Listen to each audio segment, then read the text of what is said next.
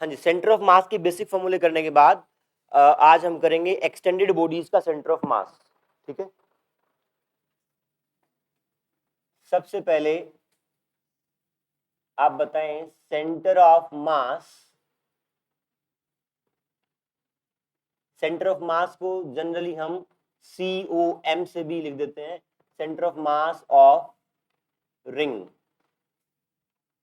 अगर आपकी एक M मास और R रेडियस की रिंग है, इसका सेंटर ऑफ मास कहाँ होगा? सेंटर पे।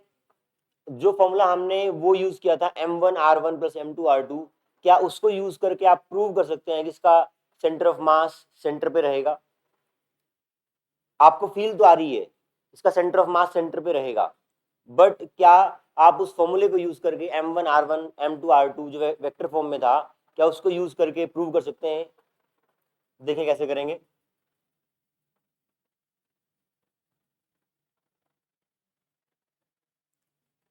आप यहाँ पे इस सारे मास को छोटे छोटे पार्टिकल्स में डिवाइड कर लें। लेट्स से यहाँ पे आपने एक छोटा मास M का पार्टिकल सिलेक्ट किया, या M1 का मान लिया हम, तो उसका ये वाला पोजीशन वेक्टर R1 हो गया। इसके अपोजिट में, एग्जैक्टली अपोजिट में जो आपका पोजीशन वेक्टर होगा वो कितना होगा? -R1। अगर ये वेक्टर A होता है तो इसके अपोजिट -A होता है, तो ये वाला वेक्टर आपका -R1 होगा और ये मास आपका M1 होगा। सिमिलरली आप अगला मास M2R2 पे ले ले, उसके अपोजिट भी एक पोजीशन वेक्टर होगा। जब सबको ऐड करेंगे, फॉर एग्जांपल यहीं पे देखें आप, अगर मैं करूं M1, मुझे RCM निकालना है मान लो,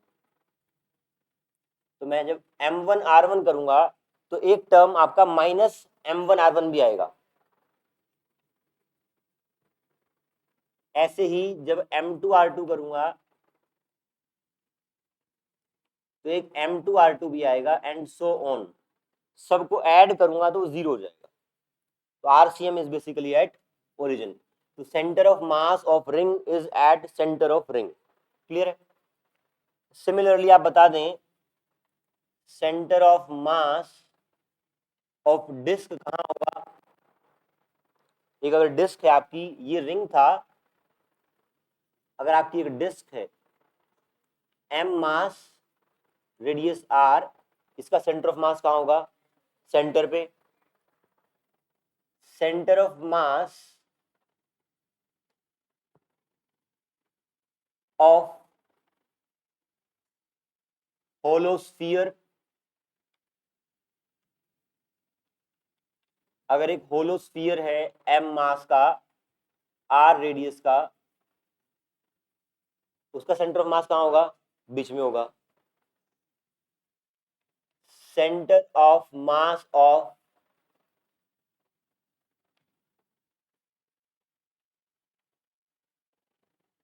सॉलिड स्फीयर,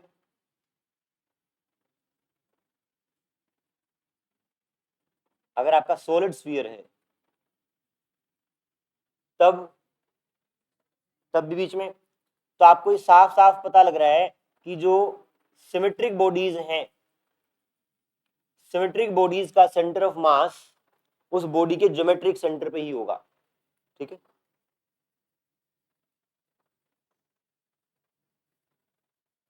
ये नोट करना है तो कर सकते हैं।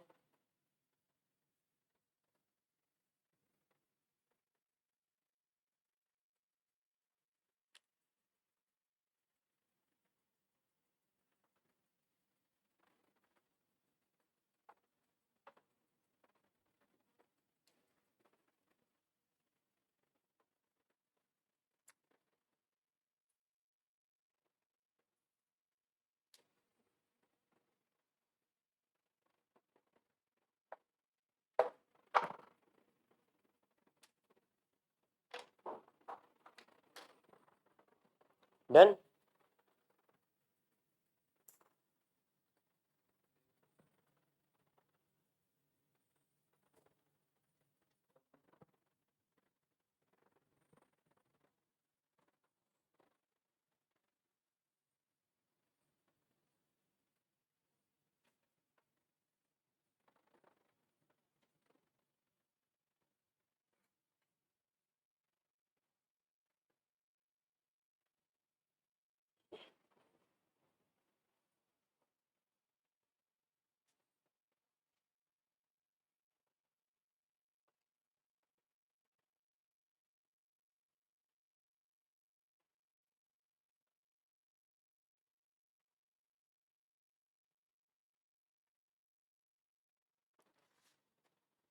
आपको हर डायग्राम के साथ में मेंशन करना है सेंटर ऑफ मास का सेंटर पे है, ज्योमेट्रिक सेंटर पे है।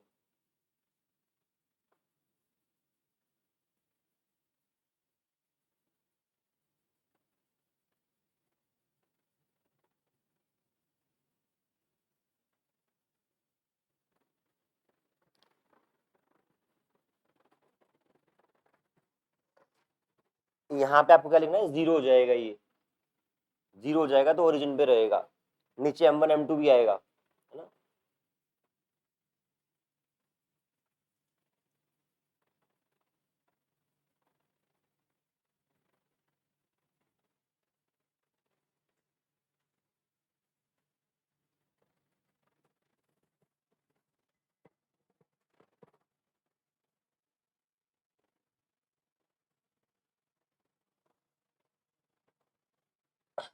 अगला पार्ट जो हम करने जा रहे हैं वो हल्का सा डिफिकल्ट है। Centre of mass of half ring.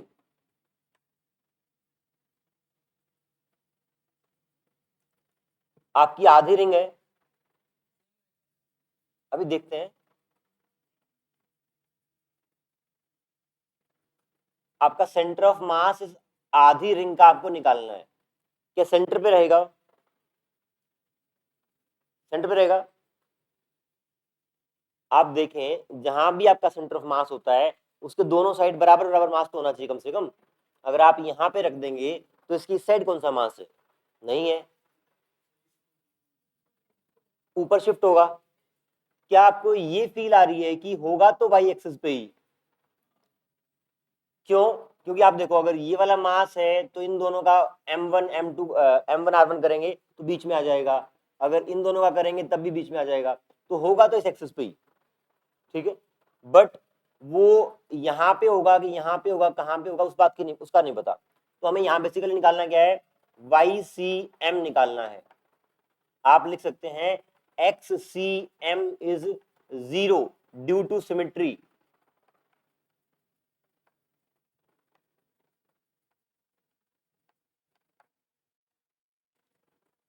Symmetry के कारण आपका XCM 0 है। XCM का मतलब centre of mass will lie on this axis, XCM is 0, YCM निकालना है। कैसे निकालेंगे, यहां पे इंटीग्रेशन का यूज करना पड़ेगा, देखते हैं कैसे। यहां पे आपने एक एंगल थीटा पे small angle D theta width का एक छोटी सी आर्क कंसिडर की। अगर पूरे हाफ रिंग का मास m है और रेडियस r है तो क्या आप इस छोटे से एलिमेंट का मास निकाल सकते हैं, सब लोग बताएं। अगर मुझे हाफ रिंग का मास पता है m and mass is uniformly distributed, तो आप क्या उस छोटे से एलिमेंट का मास बता सकते हैं। हाँ, यूनिटरी मेथड से आप निकालेंगे इस छोटी सी लेंथ का कितना मास होगा। करंट ट्राई सब लोग।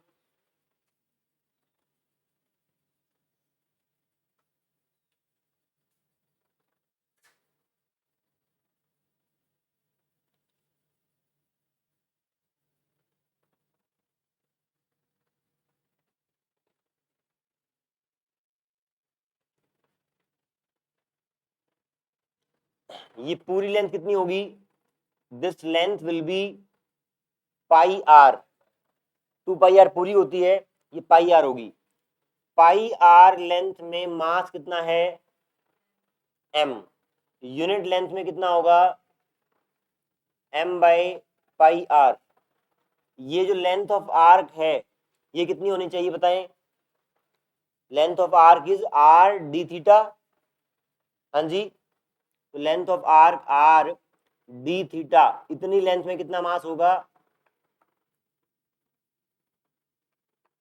m pi are into r d theta, r कटेगा तो आपका जो डीएम आया, DM becomes m by pi d theta. देख ले आराम से, ये बात क्लियर है क्या? बार बार आएगा ये मास निकालने वाला कॉन्सेप्ट।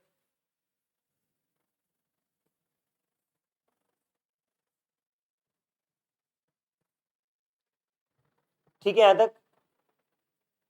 हाँ जी, इधर ठीक है। हमने ऐसा किया क्यों? क्योंकि हमें फॉर्मूला पता है M1 R1 plus M2 R2, वहां पे हमें पॉइंट मासेस चाहिए, छोटे छोटे मास। तो हमने छोटा सा मास यहाँ पे डीएम तोड़ लिया। ऐसे ही पूरी रिंग को हम डीएम डीएम डीएम में तोड़ेंगे अलग अलग से, और सबको फिर क्या करेंगे, हमें वाईसीएम निकालना है। और वाईसीएम का पता है हमें, YCM is M1 Y1 M2 Y2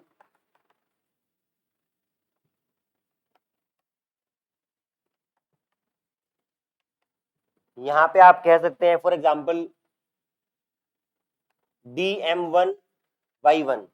अभी जो आपने यहाँ पे मास लिया, कंसिडर इट एज DM1। अब DM1 का ये बताएं, क्या ये वाली लेंथ Y1 होगी? क्योंकि जो मास है उसका Y कोऑर्डिनेट कितना है वही तो हमें देखना है वहां पे, M1Y1। तो आप ये बताएं ये Y कोऑर्डिनेट यहाँ पे कितना होगा? अगर ये R है, ये लेंथ R है, तो ये वाला कंपोनेंट R कोस थीटा और ये वाला R साइन थीटा। तो क्या Y जो होगा यहाँ पे वो R साइन थीटा होगा? ये बात सबको समझ में आ रही है? ठीक है। तो DM1Y1 इसको मैं DM1 मान रहा हूं एक बार, ऐसे इसको Y1 मान रहा हूं। फिर सिमिलरली आप क्या करेंगे, अगले वाला पार्ट लेंगे DM2Y2 DM2Y2 and so on, और नीचे आपका आ जाएगा DM1 DM2 and so on. Addition और इंटीग्रेशन आपका सेम होता है। आपको ध्यान हो, जब भी हमने एरिया अंडर कर्व निकाला इंटीग्रेशन से, तो छोटे छोटे स्ट्रिप में डिवाइड किया था, सारे एरियाज को ऐड किया था। तो उस एरिया को ऐड करने का तरीका क्या होता है? इंटीग्रेशन होता है। यहाँ भी हम छोटे छोटे एलिमेंट को ऐड कर रहे हैं, तो सबको ऐड करने का तरीका क्या है? इंटीग्रेशन। तो जो ऊपर वाली टर्म है, ऊपर वाली टर्म को सिंपली मैं लिख सकता हूं integration YDM upon integration DM। आप जो ऊपर लिखा हुआ है उसको बस अलग सिंबल के फॉर्म में लिखा है। यहाँ YDM का मतलब है, ये साइन लगाने का मतलब है कि सारे YDM को ऐड कर दिया, नीचे सारे DM को ऐड कर दिया। तो बस वो सिंबल का मतलब ये है। ठीक है, अब आप वैल्यूज पुट कर देंगे यहाँ पे YDM की और नीचे DM की। DM का total sum of all masses will be equal to M, और ऊपर वाले में वैल्यू पुट कर देते हैं। Y आपने निकाला, Y is R sign theta, और DM is M by pi d theta.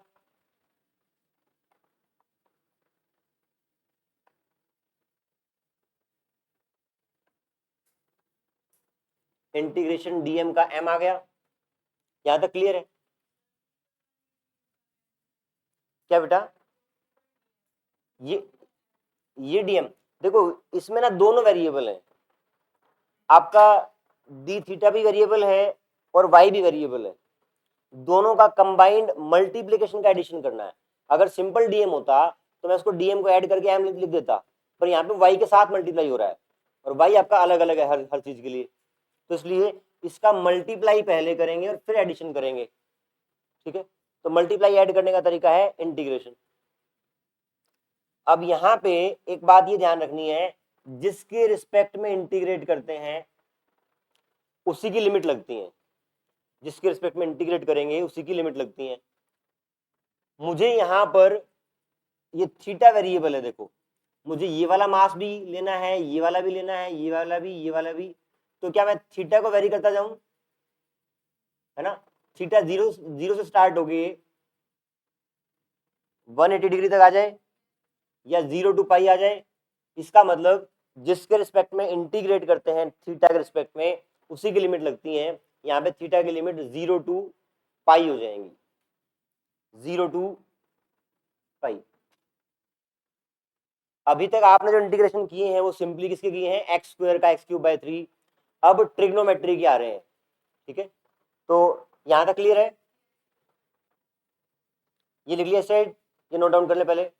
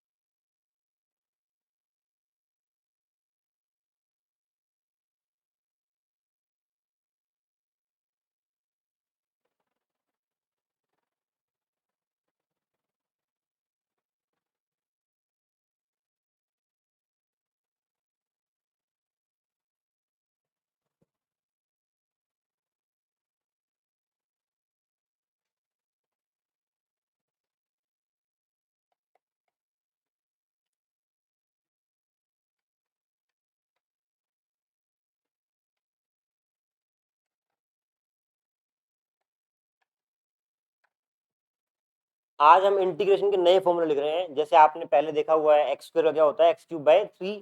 Similarly sine theta का integration is minus cos theta. Cos theta का इंटीग्रेशन साइन थीटा।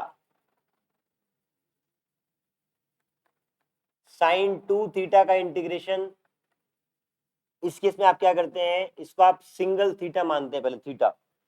थीटा का हो जाएगा माइनस कोस 2 थीटा। फिर जो अंदर लिखा हुआ है उसको डिफरेंशिएट करते हैं तो 2 थीटा का हो जाएगा 2। तो जो डिफरेंशिएट करके आता है उसको आप नीचे डिवाइड करते हैं, या आप अपने वर्ड्स में लिख लें कैसे भी। क्या, अगर सिंपल साइन थीटा है तो माइनस कोस थीटा, सिंपल कोस थीटा है तो साइन थीटा। अगर साइन 2 थीटा है तो इसको पहले आप एक सिंगल थीटा मानेंगे, माइनस कोस 2 थीटा करेंगे, अंदर अंदर वाले पार्ट को डिफरेंशिएट करेंगे और उस डिफरेंशिएट करके जो आया आपका वो नीचे डिवाइड करेंगे, ठीक है। सिमिलरली cos 2 थीटा या 3 थीटा मान लें, cos 3 theta is sine 3 theta. Simply इसको पहले कन्वर्ट करें और फिर डिवाइड बाय 3, ऐसा आपका रहेगा। नोट डाउन कर लें। और वहां पे अब आपका क्या बच गया, integration 0 to pi, r constant है, एम कांस्टेंट है, पाई कांस्टेंट है। R m pi sine theta d theta upon m. आप ये बताएं, उसको ये लिख सकता हूं, जब भी आपकी चीजें कांस्टेंट हो, आर कांस्टेंट है, एम कांस्टेंट है, पाई कांस्टेंट है, they can be taken out from integration. उसको आप बाहर निकाल सकते हैं। यहां पे देखें, क्या ये एम से एम कट जाएगा, कट जाएगा। साइन थीटा का इंटीग्रेशन कितना होगा, minus cos theta. Minus cos theta, या तो माइनस को बाहर निकाल लो या अंदर रख लो, आपकी मर्जी है, बाहर निकाल लेते हैं। बाहर निकाल लिया, लिमिट्स पुट कर दी 0 टू पाई, साथ में मल्टीप्लाई किया था आर बाय पाई, तो माइनस आर बाय पाई यहां रह गया, और कोस थीटा की लिमिट्स पाई से 0, 0 से पाई। आप फर्दर सोल्व करेंगे, आर बाय पाई, कोस पाई कितना होता है, कोस 180 डिग्री -1 -1 हो जाएगा, माइनस साइन कोस 0 कितना होता है +1, कितना आ गया -1 -1 -2 और बाहर आके प्लस हो जाएगा तो 2r/पाई 2r/पाई is YCM in case of half ring. अब ये बताएं जो आपकी हाफ रिंग आई थी आपके हिसाब से इसका सेंटर ऑफ मास तो वाई एक्सिस पे रहना चाहिए था, इसलिए एक्सीएम 0 था। क्या YCM जो है वो इसके बाहर आ सकता है? सेंटर ऑफ मास इस रिंग का क्या इससे बाहर आ सकता है? नहीं आ सकता ना। जब ये पूरी रिंग थी तब सेंटर पे था, अब आधी रिंग होगी तो ऊपर तो शिफ्ट करेगा डेफिनेटली। बट आप देखो इन दोनों का सेंटर ऑफ मास यहाँ पे, इन दोनों का यहाँ पे, सबका सेंटर ऑफ मास अंदर रहेगा तो उनका मिला के कहीं बीच में आएगा। अब आप चेक करें जो ये टर्म आया है क्या वो r से छोटा है? Is this term is smaller than r? क्योंकि 2 और पाई बड़ा है 2 से, 3.14 है तो नीचे वाला नंबर बड़ा हो जाएगा। r by something greater than 1 will be less than r. Are you getting this point? हाँ, नीचे वाला पॉइंट बड़ा है तो वो आपसे आपका कम रहेगा, अंदर रहेगा सेंटर ऑफ मास। आपको डेरिवेशन भी करना आना चाहिए और रिजल्ट भी याद होना चाहिए। Write it down.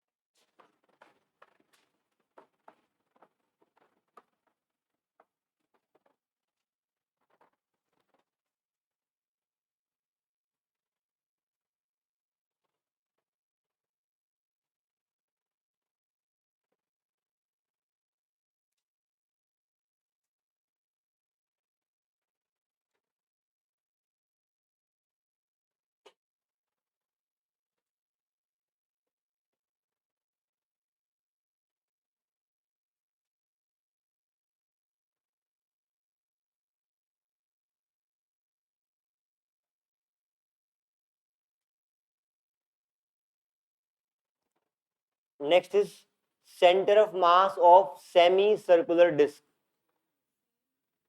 क्या सेम आ जाएगा? सेम नहीं आएगा, सेम नहीं। रिंग है आपका, पहली बात तो रिंग है, एक रिंग का यहाँ पे आया है, ये रिंग नहीं है डिस्क है। क्या एक्चुअली वहां पे क्या था, वहां पे आपका सिमिट्री था चारों तरफ, है ना। यहाँ पे आपके मासेस मास है तो आपके इन मासेस के हिसाब से तय होगा कि सेंटर ऑफ मास कहाँ आएगा। हम तो बेसिक मैथ्स लगाते हैं, अगर आएगा तो कोई दिक्कत नहीं है हमें। आप कह रहे हैं सेम आएगा तो सेम आएगा तो कोई दिक्कत नहीं है। यहाँ पे अप्रोच कैसे करेंगे? फॉर एग्जाम्पल आप एक आर डिस्टेंस पे एक छोटी सी रिंग सेलेक्ट करेंगे जिसकी थिकनेस है डी आर। अगर डी आर थिकनेस है तो ये आपकी रिंग हो गई। हमने उस डिस्क के एक एलिमेंट को रिंग मान लिया। क्या ऐसी ऐसी बहुत सारी रिंग बना दूं, यहाँ छोटी सी फिर छोटी सी फिर छोटी सी, उससे आपका डिस्क बन जाएगा। तो अलग अलग रिंग का सेंटर ऑफ मास निकाल लूं और फिर सबको ऐड मतलब फॉर्मूला लगा के निकाल लूं फाइनली, तो आ जाएगा आंसर। अगर वहां से सेम आया तो मुझे कोई दिक्कत नहीं है। बात समझ में आई क्या? हमें जब भी सेंटर ऑफ मास निकालना है, मासेस के फॉर्म में ब्रेक करना है। यहाँ पे पॉइंट मासेस के फॉर्म में इसलिए ब्रेक नहीं किया क्योंकि हमें ऑलरेडी रिंग का निकालना आता है, हाफ रिंग का निकालना आता है, तो छोटे छोटे पार्ट में करने की जरूरत नहीं है, रिंग का पार्ट बना लें हम। तो रिंग का पार्ट बना लिया हमने। यहाँ पे सबसे पहले आप निकालें कि ये जो स्मॉल स्ट्रिप है इसका मास कितना होगा। Mass of this small strip will be, total mass is m, radius is r, और यहाँ पे ध्यान ये रखेंगे जो मास है वो एरिया में यूनिफॉर्मली डिस्ट्रीब्यूटेड है। वहां पे आपका लेंथ में डिस्ट्रीब्यूटेड था, यहाँ पे एरिया में डिस्ट्रीब्यूटेड है। डीएम निकालेंगे सब।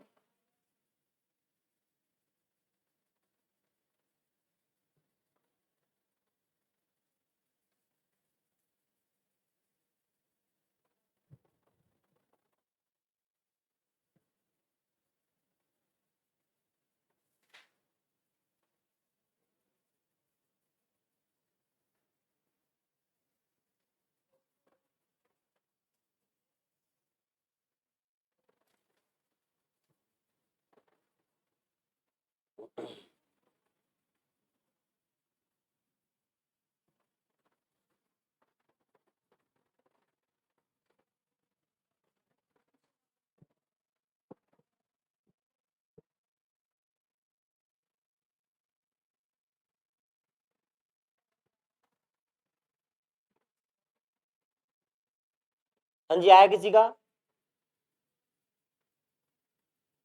ये एरिया कितना होगा डिस्क का area? Pi are square by 2, pi are square by 2। इतने एरिया में कितना मास है? m। यूनिट एरिया में कितना होगा? m by pi are square 2 पर आ जाएगा, 2m हो जाएगा। ये छोटा सा जो ये स्ट्रिप बनी है छोटी सी, इसका एरिया कैसे निकालेंगे? अगर इस स्ट्रिप को ध्यान से देखेंगे, इस स्ट्रिप को मैं ऐसे पकड़ के स्ट्रेट कर दूं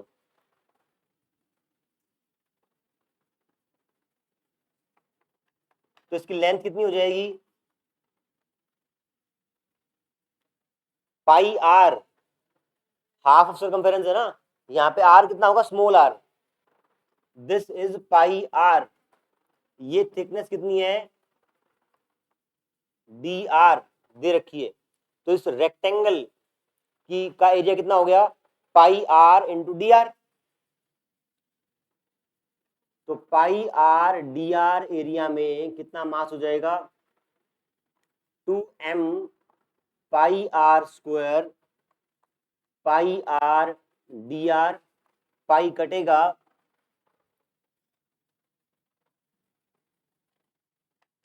dm comes out to be 2m by r square r dr। बताएं ठीक लिखा है क्या? गौरव जी ठीक चल रहा है? इसका एरिया कैसे आया? इस स्ट्रिप को स्ट्रेट किया, उसकी सरकमफेरेंस कितनी है? पाई आर, आधा है क्योंकि सर्कल का, और इंटू डी आर उसका एरिया आ गया, तो आपका मास ये आ गया। क्लियर है? हाँ जी प्राची। कौन सा? ये वाला? ये स्मॉल आर है बेटा, ये वाला आर है और नीचे बड़े वाला आर है। देखो ना आप, क्योंकि वो वाला हमने स्टार्टिंग में किया, पूरे एरिया में मास डिस्ट्रीब्यूटेड है ना, तो उस पूरे एरिया में तो आर स्क्वायर आएगा, यूज करेंगे। इस एरिया में मास m था, तो इस छोटी वाली पट्टी में कितना होगा? वहां पे तो स्मॉल आर आ रहा है, इसलिए नहीं कटेगा। अब ये बताएं, जो आपने वहां पे रिंग बनाई है, सिंपली इस रिंग का सेंटर ऑफ मास का जो YCM होगा वो कितना होगा? मैं बोल रहा हूं छोटी वाली जो रिंग है उसका सेंटर ऑफ मास का y कोऑर्डिनेट कितना होगा? निकालना नहीं है, रिजल्ट यूज करना लास्ट वाला। हाँ जी, 2r पर पाई। जो आपका इस डीएम का जो YCM होगा, it will be 2r by small r आएगा, क्योंकि हमने इस रिंग का रेडियस लेना है। वो स्मॉल आर है, ठीक है। ऐसी ऐसी बहुत सारी रिंग्स होंगी,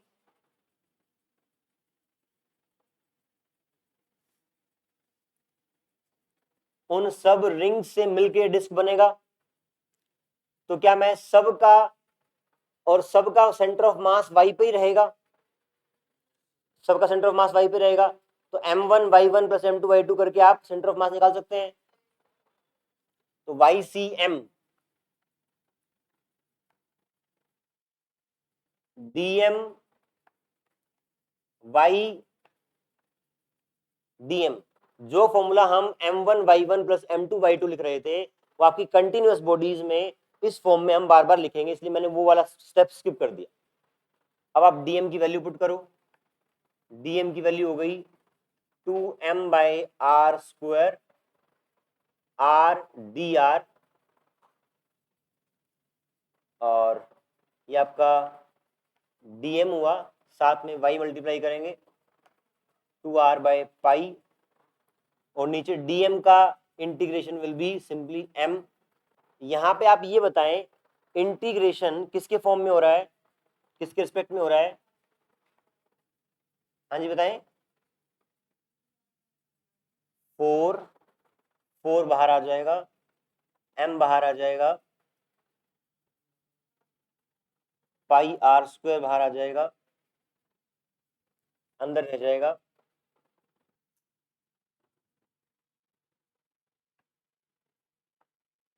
पहले तो ये बताएं इस स्टेप से यहां पे आ सकते हैं क्या, कांस्टेंट बाहर निकालें हैं बस। आपका वेरिएबल क्या है, आर के रिस्पेक्ट में आप इंटीग्रेट कर रहे हैं, तो लिमिट्स किसकी लगेंगी, आर की। अगर आपको पूरा डिस्क कवर करना है तो आर की लिमिट्स क्या होंगी, 0 टू कैपिटल आर। आप छोटी से छोटी रिंग पकड़े, 0 रेडियस की, रेडियस बढ़ेगा बढ़ेगा बढ़ेगा, कहां तक जाएगा, कैपिटल आर तक। तो आप अगर आप 0 टू कैपिटल आर तक जाएंगे तो आपकी सारी बीच की रिंग्स कवर हो जाएंगी, सारा डिस्क कवर हो जाएगा। तो यहाँ पे limits of r 0 to r, इसको इंटीग्रेट करना आपको आता है। r² क्या होता है, r³/3। वैल्यूज पुट करेंगे, बताएं कितना आंसर आएगा फटाफट।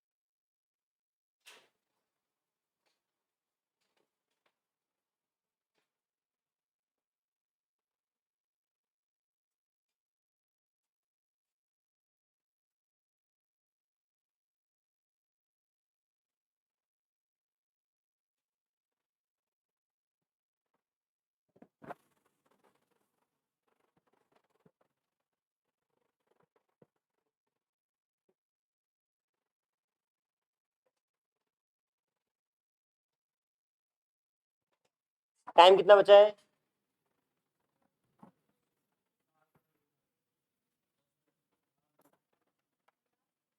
Centre of mass of hemispherical shell,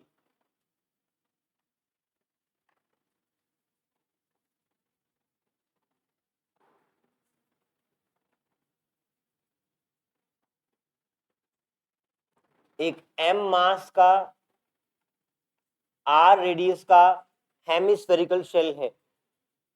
hemispherical shell का मतलब है आधी बोल कटी हुई है और वो बीच में खोखली है, आपकी सॉलिड नहीं है, अंदर से खोखली है। तो इसका सेंटर ऑफ मास कैसे निकालेंगे, ये हमें करना है।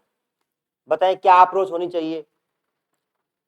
सबसे पहली अप्रोच, आपको उस जो भी बॉडी गिवन है उसको आप किस स्मॉल एलिमेंट्स में ब्रेक करें ताकि आपका काम आसान हो जाए। इसको किसके फॉर्म में ब्रेक करूंगी काम आसान हो जाए। डिस्क, डिस्क के अंदर तो सब जगह मास होता है, यहां तो सिर्फ आपकी पेरीफेरी पे मास है।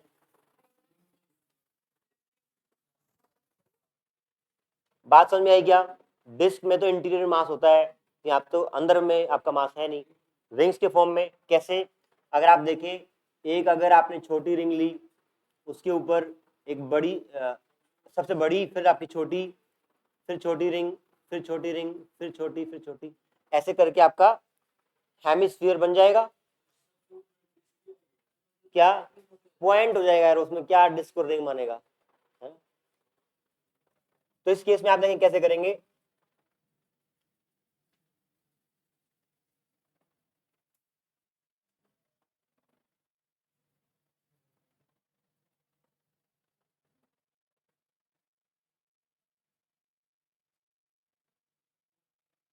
सेंटर से एक एंगल थीटा पे आपने डी थीटा एंगल की एक स्ट्रिप कंसीडर की।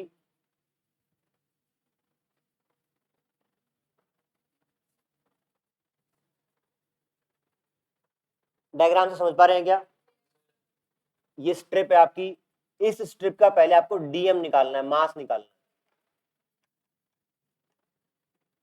सबसे पहले जो मास है, कैपिटल मास, कैपिटल एम, ये पूरे सरफेस पे इक्वली डिस्ट्रीब्यूटेड है। तो पूरा सरफेस एरिया कितना होगा, हाफ का वो निकाल सकते हैं। पूरे का होता है 4 पाई r², ये आधा है। पूरे स्फीयर का 4 पाई r² होता है ना, ये आपका 2 पाई r² हो गया। 2 पाई r² में मास m है, एक में कितना होगा। और फिर आपको इसका एरिया निकालना पड़ेगा। इसका एरिया निकालने के लिए तरीका वही है क्या, ये जो स्ट्रिप है आपकी सर्कुलर, इसको कट करेंगे, खोलेंगे, रेक्टेंगल बनेगा। और जो रेक्टेंगल बनेगा उसमें आपको ये वाली लेंथ चाहिएगी। अगर ये डी थीटा है तो ये आपकी आर डी थीटा होगी। तो आप इसका एरिया मेरे हिसाब से, बट एक बात ध्यान रखना, ये जो रेडियस है जब आप इसका 2 पाई r करेंगे तो आपका रेडियस कैपिटल आर नहीं, ये स्मॉल आर होगा। एंड स्मॉल आर, ध्यान दें आप, ये आर है तो इसका ये वाला कंपोनेंट आर कोस थीटा। हाँ जी, तो ये वाला कंपोनेंट आर कोस थीटा होगा। कहने का मतलब है यहां से ये आर था, ये थीटा था, तो ये वाला कंपोनेंट आपका आर कोस थीटा होगा। और जो यहाँ पे सर्कल बनेगा उसका रेडियस भी इसके बराबर है, तो वो रेडियस आपका आर कोस थीटा होगा इंस्टेड ऑफ आर। ठीक है, तो आप निकालें, अब डीएम निकालें फटाफट इसका।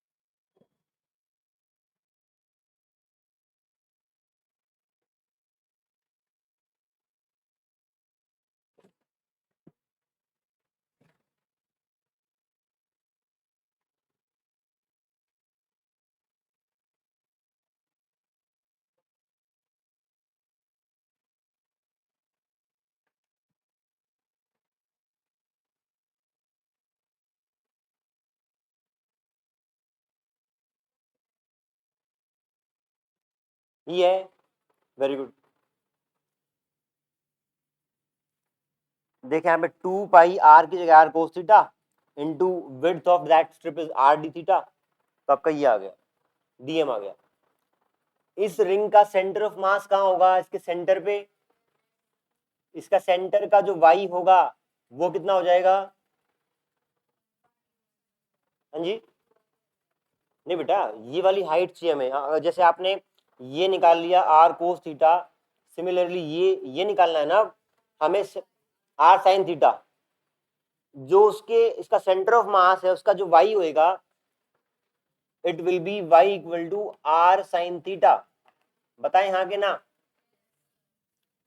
अब आपको वाईसीएम निकालना है।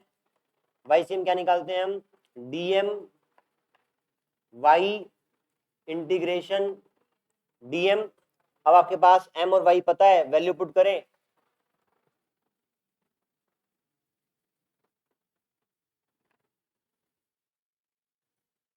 एम कॉमन निकाल रहा हूं मैं ना, या पहले लिख लेंगे, but m cos theta d theta into r sine theta,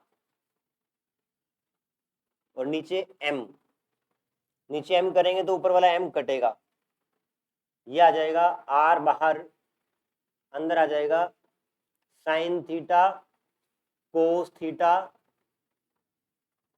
d theta. ठीक लिखा है छवि, ठीक लिखा बेटा, हाँ जी, बिल्कुल आसान है, घर पे जाके देखेंगे तो एकदम सब आसान हो जाएगा, पहली बार मुश्किल लगेगा ये। Sine theta cos theta d theta. अब आपको एक आइडेंटिटी पता होगी, sine 2 theta is 2 sine theta cos theta. लिख देता हूं यहाँ पे, sine 2 theta equal to 2 sine theta cos theta. यहाँ पे sine theta into cos theta है, तो क्या इस 2 को मैं यहाँ ले आऊं, इस साइन थीटा कोस थीटा की जगह मैं लिख रहा हूं साइन 2 थीटा बाई 2, और ये जो 2 है यहाँ पे साइन 2 थीटा लिखूंगा भाई, जो 2 आएगा वो कांस्टेंट है, बाहर लेके आ रहा हूं, तो r by 2 integration sine 2 theta और डी थीटा। इंटीग्रेशन किसके रिस्पेक्ट में कर रहे हैं, थीटा के रिस्पेक्ट में, जो आपका यहाँ पे डी थीटा लिखा होता है उसके रिस्पेक्ट में होता है, तो लिमिट्स उसी की पुट होंगी। तो यहाँ पे बताएं, अगर आपको पूरा हेमिस्फीयर कवर करना है तो आपका थीटा कहां से कहां तक वेरी करेगा, 0 to पाई, सब लोगों का यही है। देखें एक बार, आपकी सबसे पहले डिस्क रिंग कहाँ होगी, नीचे, यहां से आपने थीटा बढ़ाना शुरू किया, आपकी रिंग्स कवर होती गई होती गई होती गई, जब आप यहां तक ले आएंगे तब रिंग टॉप मोस्ट पॉइंट पे आ जाएगी, कि सारा कवर नहीं हो जाएगा तब, तो theta should be from 0 to pi by 2। Are you getting, विन नहीं है। आप देखें, जब आप इस एंगल को वेरी कराएंगे थीटा को, सबसे पहले रिंग आपकी यहाँ पे है, उसके बाद रिंग ऊपर आई तो वो सारा मास कवर करती हुई चल रही है ना, थीटा वेरी किया तो नीचे वाला सारा कवर कर लिया, फिर वेरी किया, फिर वेरी किया, जैसे करते करते कवर जब टॉप मोस्ट पॉइंट पे पहुंचेगी, जब ये एंगल यहाँ पहुंचेगा तो आपका सारा मास कवर हो चुका होगा, है ना। तो it will B 0 to pi by 2। फटाफट इंटीग्रेट करें, बताएं क्या आंसर आएगा, साइन 2 थीटा का minus cos 2 theta upon 2, values put करेंगे।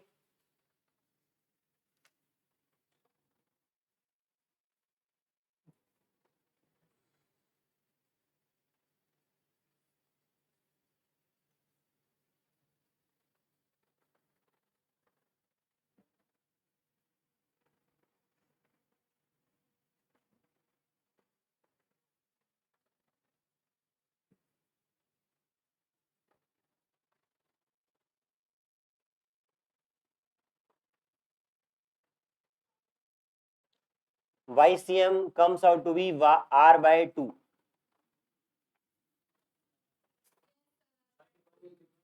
हाँ जी, साइन 180 इज 0।